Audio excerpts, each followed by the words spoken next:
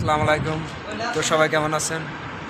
এই যে আমরা যে হসপিটালের মধ্যে ইলেকট্রিশিয়ান কাজ করতেছি না, ওই যে ওই জায়গায় এয়ারপোর্ট দেখা যাইতেছে। এয়ারপোর্টের সাথে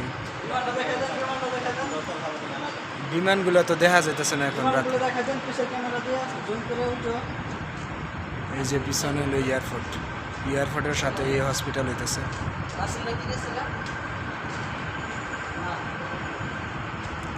অনেক সুন্দর একটা ভিউ।